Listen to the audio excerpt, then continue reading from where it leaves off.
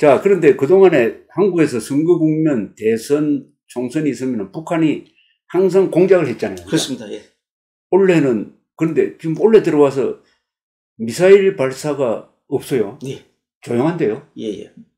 그래서 이제 이렇게 보시면 됩니다. 제가 다음 주 화요일 날 국회에서 그 저희 자유민주연구원과 그 심재철 의원실하고 또 국회 그 자유포럼이라는 그 연구 서클이 있습니다. 예. 자유민주주의와 시장경제 포럼이라는 건데, 예, 풀네임이. 여기서 주관을 해가지고 북한의 총선 개입 공작에 대해서 세미나가 있습니다. 네, 제가 직접 발표를 합니다. 예, 발표를 하는데, 이 북한은 이제까지 북한 정권 수립 이후에 이제까지 모든 대선 또는 총선 또는 지자체 선거 때 선거 개입을 해왔습니다.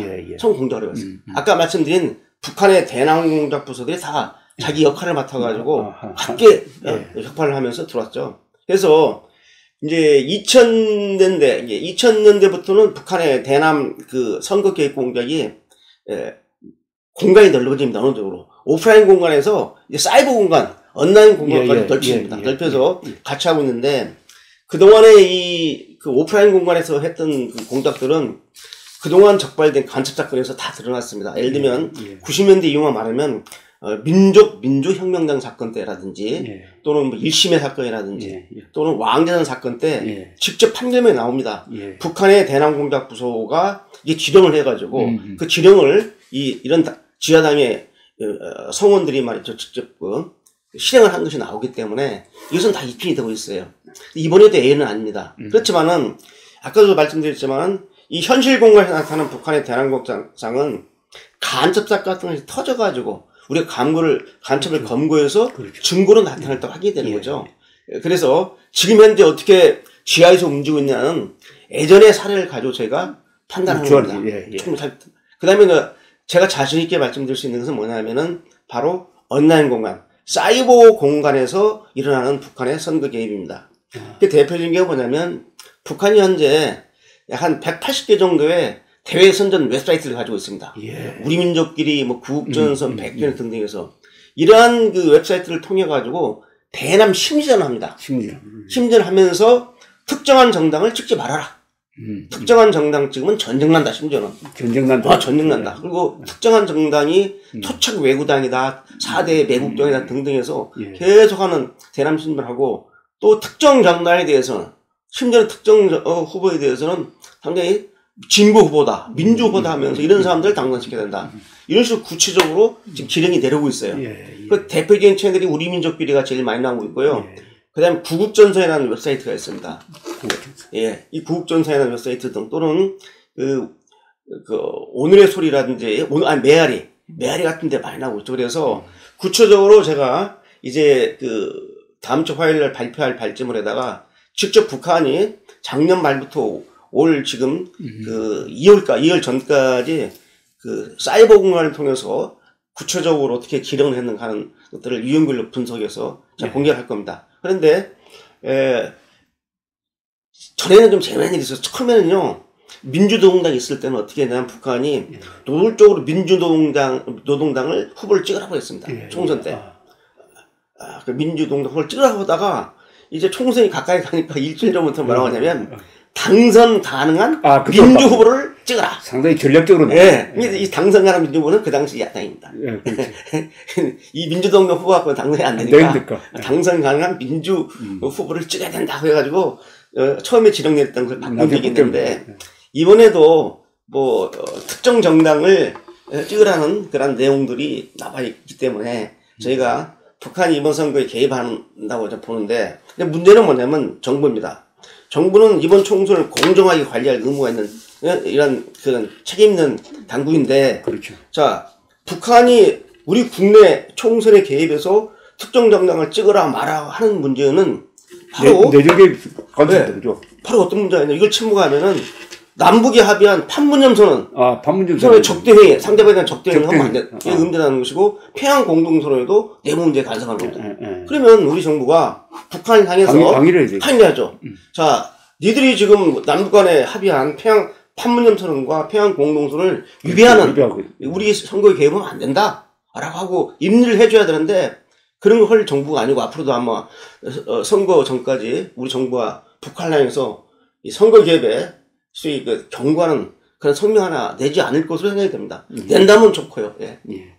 그런데 보통 사람 이렇게 생각할 거예요. 뭐 우리 공안기관에서 다 사이트 차단하고 있으니까 한국에 뭐 영향력이 있겠느냐 이러는데 전혀 아닙니다. 실제 어떻습니까? 예, 지금 현재 32개 사이트를 저희가 차단시키고 있는데 예. 위에서 프락시 서버라는 게 있습니다.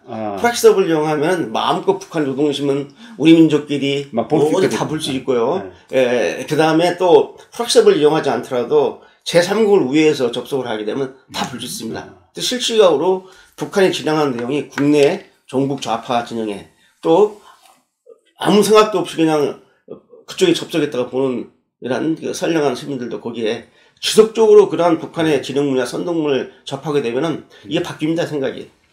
그래서 지금 사이버 공간을 이용한 북한의 대남 선거 개입이 상당히 지금 공세가 되고 있기 때문에 이걸 막아줘야 되는데 우리 정부는 좀 손 놓고 있는 것 같아서 정말 안타깝습니다. 지금 이미 보입니까? 예? 지금 이미 선거 개입한 예. 보이고 있습니다. 예, 제가 화요일날 구체적인 그 개입 날짜하고 진행한 날짜 내용들을 다 공개할 겁니다.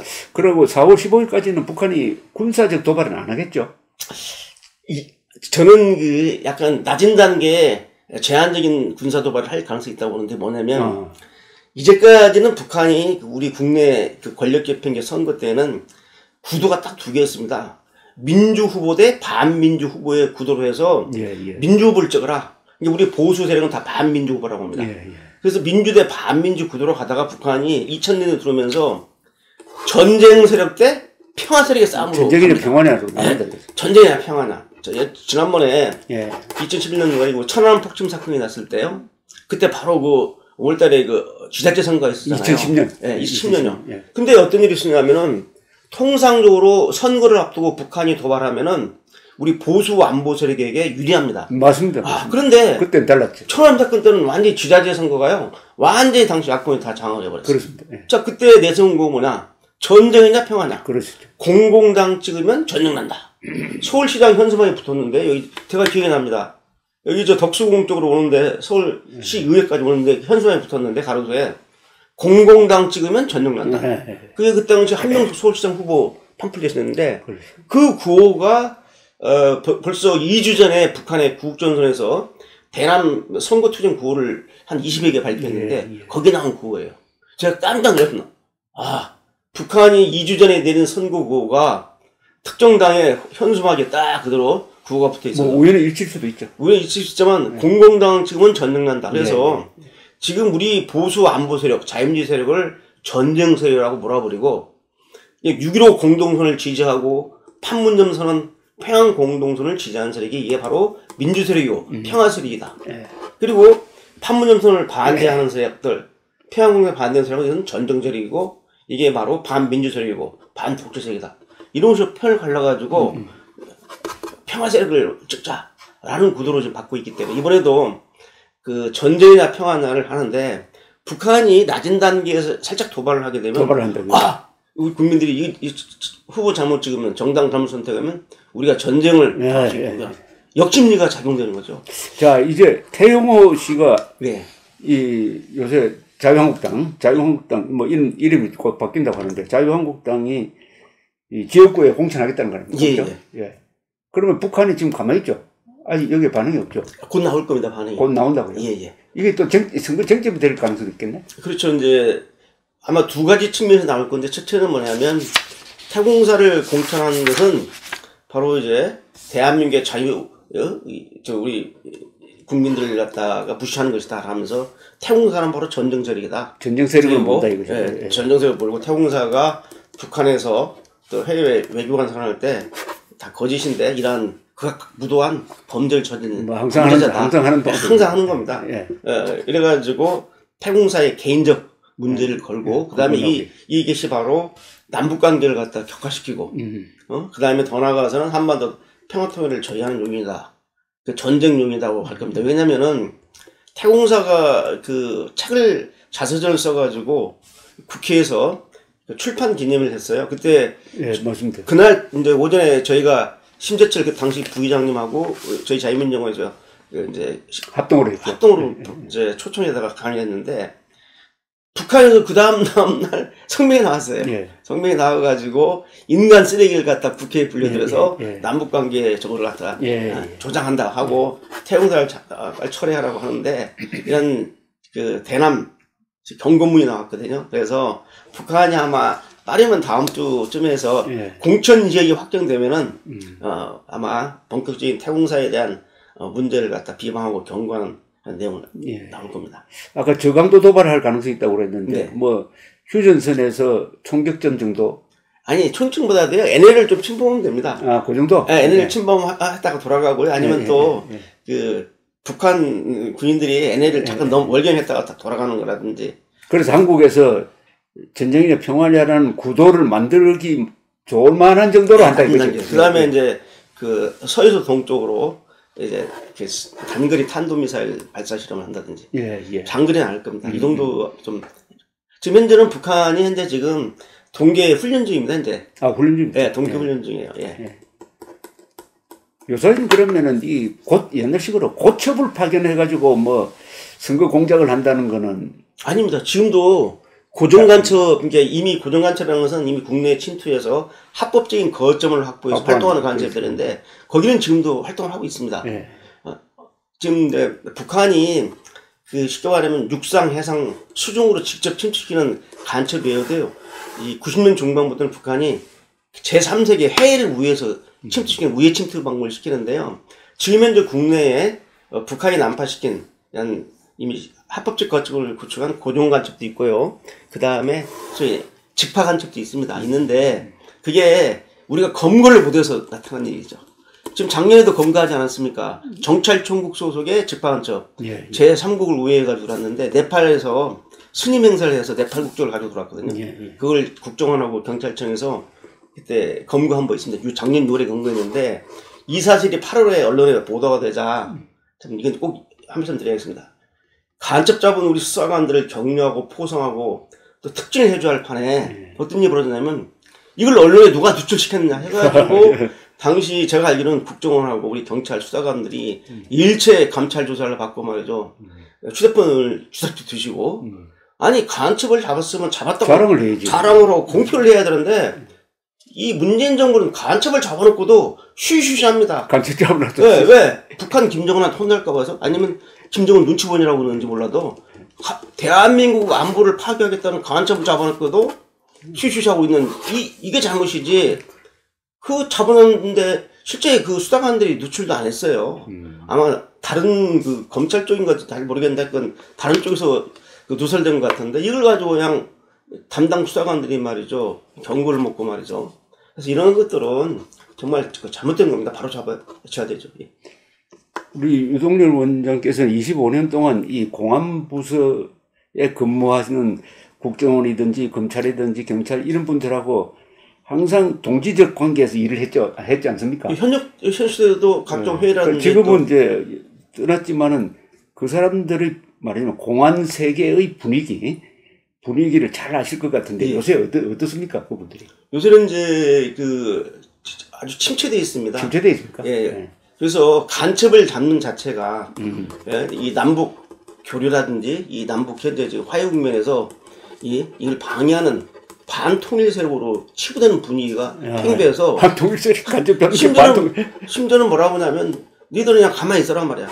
그래서 간첩을 잡아야 할 우리 대공 경찰, 보안 경찰들은 현재 간첩 수사에 일종하는 게 아니라 탈북민들 마약 수사 같은 걸 하고 있고요. 놀 수 없지 않습니까? 그렇지. 놀 수 없으니까 탈북민 마약 수사를 하고 있어서 실제로 대한민국의 안보를 해치는 이런 걸 막는 역할을 해줘요. 왜냐면은 독일 보시면 됩니다. 이 동서독이 소위 동방 화해 정책을 쓰였을 때 동독에서 서독에서 그때는 이 서독에서는 말이죠. 기존에 있는 이 공안기관을 강화시켜버렸어요. 강화시켰죠. 강화시켰어요. 그때 브란트가 그랬죠. 그죠? 왜 강화시켜야 되냐면 화해하고 평화할수록 그 틈을 노리는 것을 막기 위해서 급진주의자의 훈령도 발표하고 헌법보호처라든지 이런 국내 자체 보안 기능을 강화시켰는데 우리는 말이죠. 자유민주 통일도 안 됐는데 북한 비핵화도 안 됐는데 우리 북한의 대한민국의 평화를 파괴하는 이 또 공작하는 간첩들 활동을 하는 이 보안부서를 축소시켜버리고 그렇죠.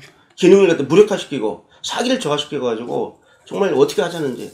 그나마 이런 분위기에서도 작년 6월달에 감첩을 검거한 것은 정말 우리 예?